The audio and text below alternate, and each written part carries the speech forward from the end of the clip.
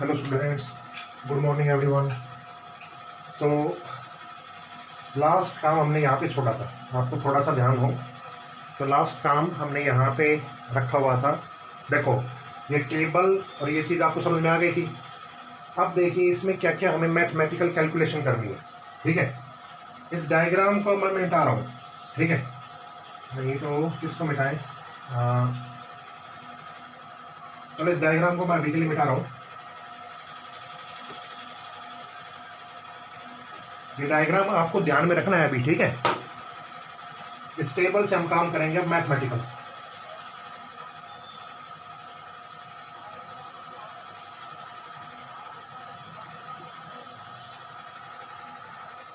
अब सारा काम कैसे चलेगा? मैथमेटिकल। तो इसमें जो पहला पॉइंट हम करेंगे वो देखिए कौन सा करेंगे।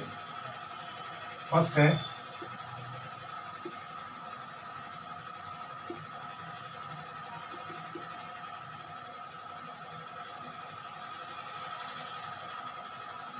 Equation of path. ठीक है, इक्वेशन ऑफ पाथ का मतलब क्या होता है कि जो प्रोजेक्टाइल हमने किया है अभी उसका पाथ कैसा है। ठीक है, हम तो जानते हैं वो पैराबोलिक पाथ है। ठीक है, लेकिन उसको अगर प्रूफ करना आ जाए कि पैराबोलिक पाथ किस तरह है तो आप किस तरह करेंगे इसको देखिए। आप इक्वेशन ऑफ पाथ का काम होता है, सबसे पहला काम इसमें आप ये याद रखें, इसमें आपको टाइम का एलिमिनेट करना है। पहली बात तो ये, कहीं भी इक्वेशन ऑफ पाथ आ जाए इसका मतलब क्या है कि आपको टाइम को एलिमिनेट करना है। ठीक है, उसके बाद आपको क्या करना है, इक्वेशन ऑफ मोशन का यूज करना है।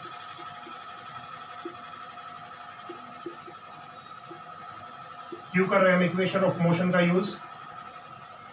इसलिए कर रहे हैं क्योंकि यहाँ पे एक्सेलरेशन क्या है, कांस्टेंट। क्योंकि कंडीशन ऑफ पैराबोलिक की क्या कंडीशन थी, इक्वेशन ऑफ एक्सेलरेशन क्या रहेगा, कांस्टेंट। तो देखो इस इक्वेशन का मैं यूज कर रहा हूँ क्योंकि सारी चीजें हैं।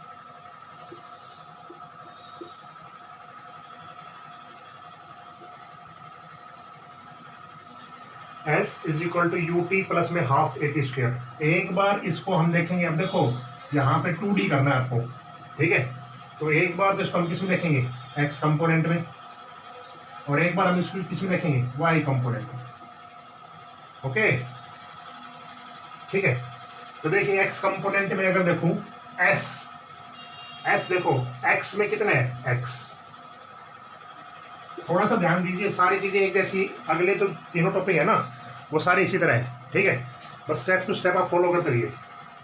एक्स कंपोनेंट का हम यूज करें। देखो एस में एक्स कितना है, एक्स। यू कितना है, यू। इसको यू मान लो खाली, क्योंकि अगला तो जीरो है ही। ठीक है, यू। एक्स में टी कितना है, टी प्लस में हाफ। एक्स में ए कितना है, जीरो। टी, तो ये टर्म यहां से जीरो हो गई, तो यहां से टी की वैल्यू आप निकाल लो। टी की वैल्यू क्या है, यहां से एक्स अपॉन में। पहला काम समझ में आ गया। पहले हमने एक्स कंपोनेंट के लिए, अब अगली वाई कंपोनेंट देखो।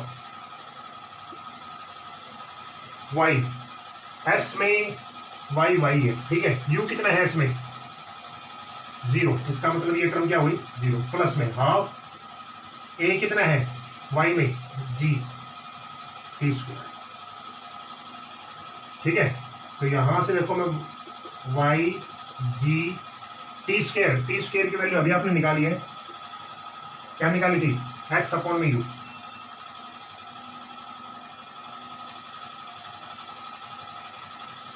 ओके, इतना काम समझ में आ गया। यहां से मैं ऐसा लिखता हूं,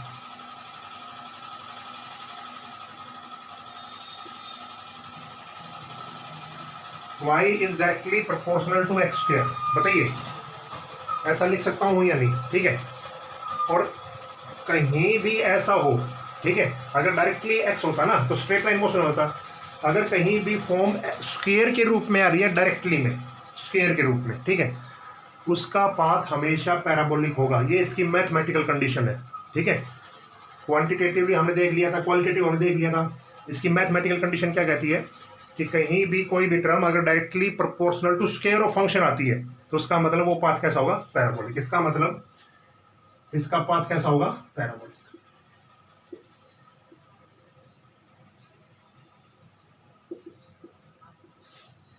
बताइए, पहला काम आपको समझ में आया? बताइए एक बार। ठीक है, क्या किया हमने? इक्वेशन ऑफ पाथ के दौरान टी को एलिमिनेट करना है। एलिमिनेट करने का तरीका क्या है? पहले एस इक्वेशन ऑफ मोशन का यूज कीजिए, एक्स कंपोनेंट और वाई कंपोनेंट यूज कीजिए आप, और एक्स कंपोनेंट से टी की वैल्यू निकालिए और इसमें रखिए। अगर एक्स स्क्वायर का फंक्शन आता है अपने पास तो इसका मतलब पाथ कैसा है? पैराबोलिक। तो पहला केस आ गया समझ में। अगला काम देखो, आसान आसान काम है, बस आप इस तरह करते रहिए आप। ठीक है,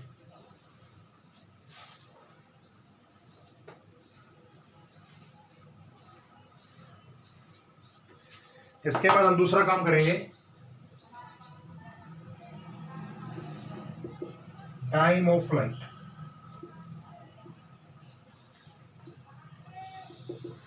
देखो, टाइम ऑफ फ्लाइट को मैंने किससे रिप्रेजेंट कर रखा है? डायग्राम देखो आप, कैपिटल टी से। डायग्राम आप देखो खुद। ठीक है, उसमें कैपिटल टी से मैंने टाइम ऑफ फ्लाइट को रिप्रेजेंट कर रखा है। ठीक है, टाइम ऑफ फ्लाइट का मतलब क्या है? जो भी बॉडी है, ठीक है, वो कितने देर फ्लाइट के अंदर रही। ठीक है, अगर आप लिखना चाहो तो it is the total time in which projected body is in flight, इसकी डेफिनेशन है। ठीक है, अब हमें टी निकालना है, टी। ओके, देखिए इसको करने का तरीका देखिए आप। देखो, उस डायग्राम में यहां बना रहा हूं एक बार। ये डायग्राम कुछ ऐसा था। ठीक है, ये यू था, this is x and this is y. देखो, बॉडी को जब प्रोजेक्ट हमने किया, ठीक है, तो वो सारा कंपोनेंट किस में है? वाई में। तो ये वाली इक्वेशन यूज करो, y is equal to U T plus में हाफ ए टी स्क्वायर। मतलब एस की जगह हमने क्या रख दिया? वाई। ठीक है, हर जगह ऐसा ही करना है, ये ध्यान रखना। ठीक है, टाइम ऑफ फ्लाइट निकालेंगे तो आपको वाई कंपोनेंट यूज करना है। हॉरिजॉन्टल अगला केस करेंगे हम, हॉरिजॉन्टल रेंज का। हॉरिजॉन्टल रेंज निकालेंगे तो हॉरिजॉन्टल वाला। ठीक है, तो इसमें देखो वाई कंपोनेंट, देखो आपने एक्स से फेंका और बॉडी किस पे आ गई? एक्स पे आ गई। तो इसका मतलब वाई का डिस्प्लेसमेंट कितना हो गया? 0। वाई का डिस्प्लेसमेंट कितना हो गया? 0। ठीक है, और वाई कंपोनेंट में यू भी कितना था? 0। ठीक है, अब आप यूज करना चाहें तो वाई कंपोनेंट अगर आप यूज करना चाहें तो ये वैसे 0 है, लेकिन मान लेते हैं यहां तक इसकी हाइट कितनी है? h। जितनी देर में ये यहां तक पहुंचा तो इसको आप मान ले h प्लस में हाफ। वाई कंपोनेंट में a कितना है? g, और t कितना है? t। लेकिन टाइम ऑफ फ्लाइट को हम किससे रिप्रेजेंट करेंगे? कैपिटल टी से।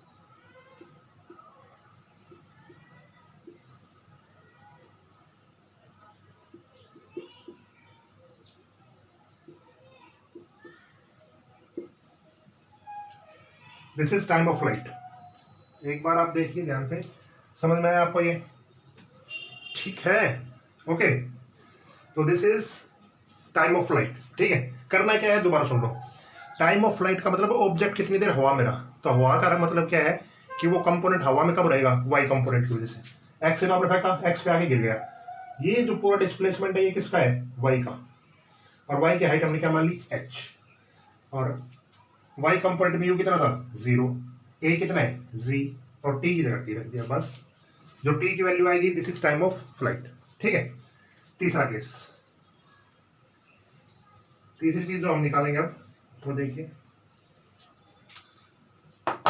थर्ड जो है, this is horizontal range.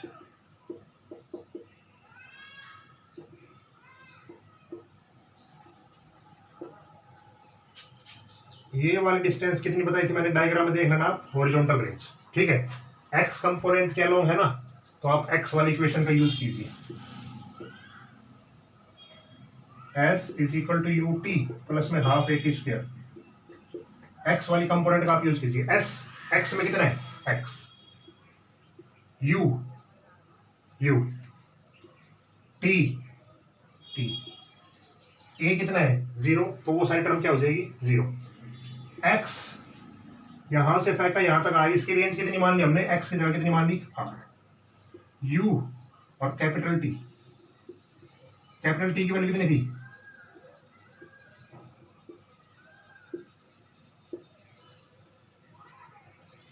This is range. ठीक है, अरे समझ गए होंगे ना। ठीक है, टाइम ऑफ फ्लाइट में आप कौन सी इक्वेशन मानेंगे, वाई वाली कंपोनेंट वाली, और हॉरिजॉन्टल में, हॉरिजॉन्टल का नाम ही क्या है, एक्स कंपोनेंट, तो एक्स वाली। ठीक है, तो टी की जगह हमने कैपिटल टी अभी देखा था और उसकी वैल्यू क्या थी, ये, this is horizontal range. Okay, अब इसमें हम काम करेंगे, नेक्स्ट काम,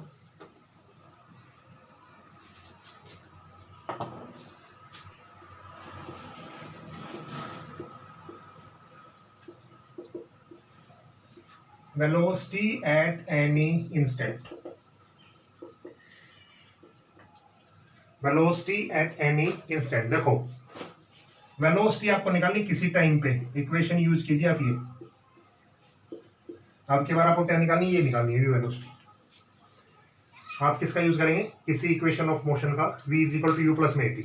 एक्स के लिए देखिए आप, एक्स के लिए v कितना है, वी एक्स, u कितना है, u, और ये a कितना था, a कितना था x के लिए, 0। तो vx की वैल्यू कितनी आ गई, u।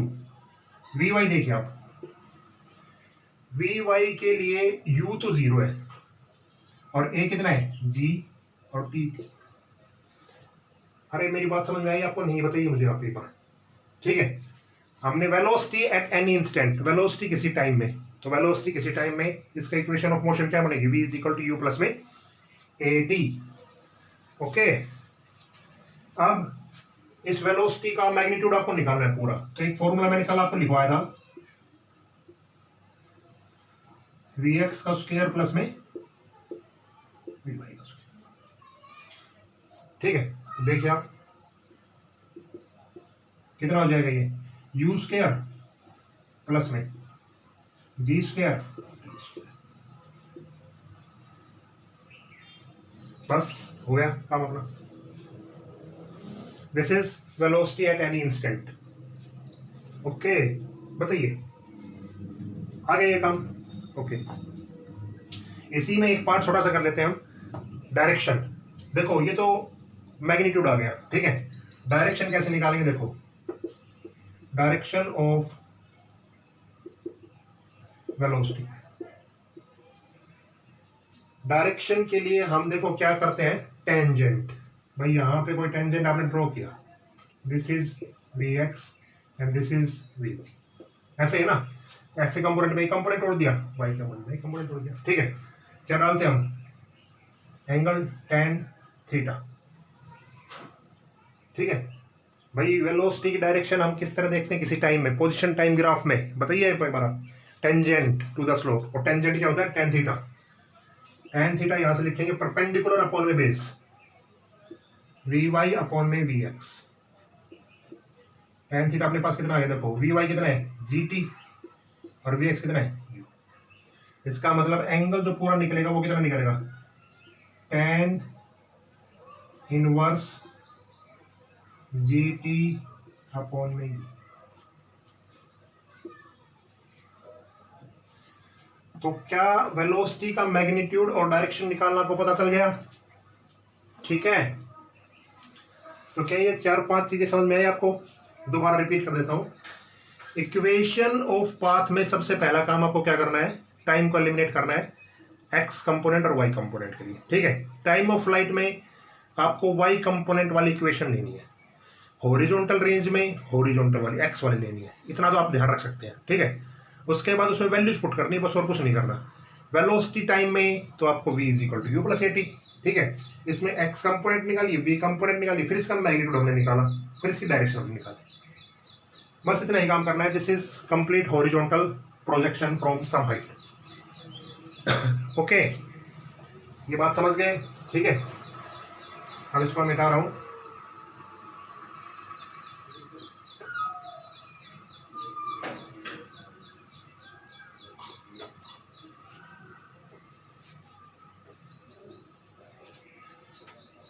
इसके बाद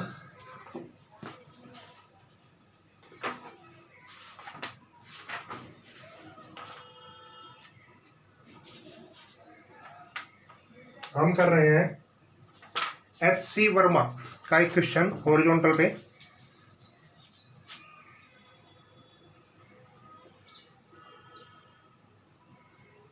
क्वेश्चन, ठीक है। मैं पढ़ के सुनाता हूँ आपको क्या है, अगर आपके पास बुक नहीं है तो। इसमें लिख रखा है a popular game in India village is goli which is played with small glass balls called golis. पहली लाइन में क्या कहा गया है, अपने इंडिया का जो पॉपुलर गेम है ना वो आपने देखा है कंचा, कंची देखिए कंची, वो खेलते हैं ना सभी बच्चे, छोटे छोटे बच्चे नहीं खेलते हैं, ठीक है।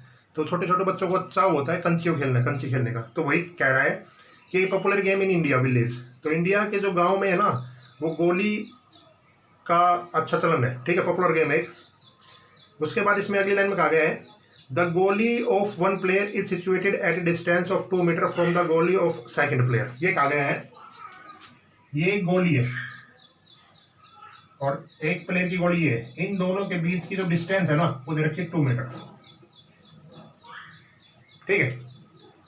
अगली लाइन में कहा गया, ठीक है, the second player has to project his goli by keeping the thumb of left hand at the place of his goli, holding the goli between his 2 middle fingers and making the throw. अगली लाइन में कहा गया है उसने अपनी गोली को पकड़ा, ठीक है, लेफ्ट हैंड में पकड़ा और वहां से उसको थ्रो किया, ठीक है।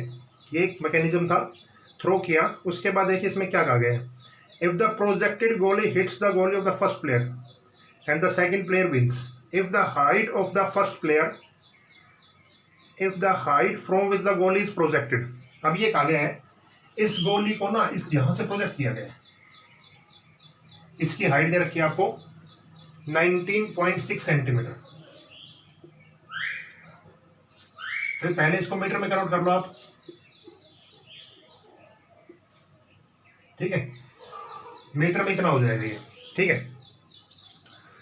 कि मतलब ये गोली है ना इसने यहां से फेंकी है, ठीक है, प्रोजेक्ट की है, उसके बाद और वो प्रोजेक्ट हो रही है हॉरिजॉन्टली इस तरह, यू स्पीड से हमने फेंकी और ये नीचे इस तरह हॉरिजॉन्टली हो रही है, ठीक है। अब इसमें आपको बतानी है कि ऐसी स्पीड, ये स्पीड यू आपको कैलकुलेट करना है किस स्पीड से ये गोली फेंकी गई होगी जो कि डायरेक्टली इसको स्ट्राइक करे। किस समझ में आया? देखो आप दोबारा सुनो, ये तो मैंने आपको लाइन टू लाइन, इसमें एक आ गया है 2 गोली रखी हुई है, इनकी डिस्टेंस है 2 मीटर, ठीक है। इस गोली को हमने यहां से प्रोजेक्ट किया, ठीक है, विद इनिशियल स्पीड यू। अब इसकी आपको स्पीड इतनी बतानी है कि ये गोली जब यहां से प्रोजेक्ट की जाए ना तो ये इसको टकराए, ग्राउंड से ना टकराए, सीधी इससे टकराए, वो स्पीड आपको फाइंड आउट करनी है। क्वेश्चन समझ गए? ठीक है, देखिए आप आंसर देखिए इसका। देखो इसमें सबसे पहले देखो ये इसको टकरानी चाहिए, एक बार आप इक्वेशन ऑफ मोशन का यूज कीजिए।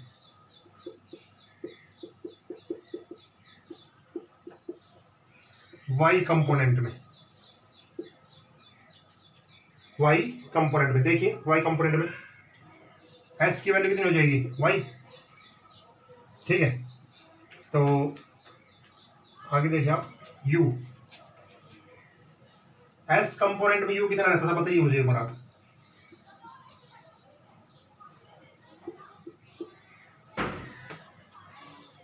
y कंपोनेंट में u की वैल्यू थी 0, आप उस टेबल में देखिए एक बार ध्यान से देखिए, ठीक है। y कंपोनेंट में u की वैल्यू कितनी थी 0, तो t की वैल्यू यहां से कितनी आ गई देखो, इस t को कैपिटल डी रख लो। टाइम ऑफ फ्लाइट हम निकाल लेते हैं पहले कि टाइम ऑफ फ्लाइट में कितना है, 2h अपॉन में g, ठीक है। और 2h हाइट कितनी है इसकी, मतलब ये y है ना, y ये हाइट है, y कंपोनेंट यही तो है, तो 0.196 अपॉन में g 9.8, ठीक है। तो यहां से हम सोल्व करेंगे तो 0.4 आ जाएगा, करके देखना आप, ठीक है। और t की वैल्यू कितनी आ जाएगी 0.2 सेकेंड, मतलब हमने टाइम निकाल लिया। अपने पास टाइम कितना आ गया 0.2 सेकेंड। ये प्रोसेस समझ में आई? सबसे पहले हम निकाल रहे हैं टाइम ऑफ फ्लाइट, ये टाइम ऑफ फ्लाइट है कितनी पहले, ठीक है। अब आराम से निकाल सकते हैं, देखो आपको यू निकालना है, एक्स कंपोनेंट के लिए यूज कर लो आप,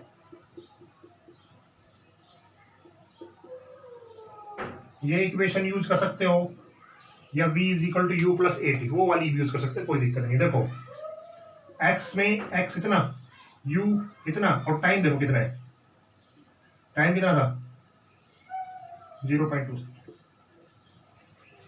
और a आप देखेंगे x कंपोनेंट में 0 होता है, वो टेबल से आप देख लो एक बार, टेबल से, तो टेबल आपको याद रहनी चाहिए भाई, टेबल का ही काम है यहाँ पे, ठीक है। या आप इस तरह कर सकते हो अगर आपको पता है तो, x horizontal range r, u into में 0.2, r कितनी है 2,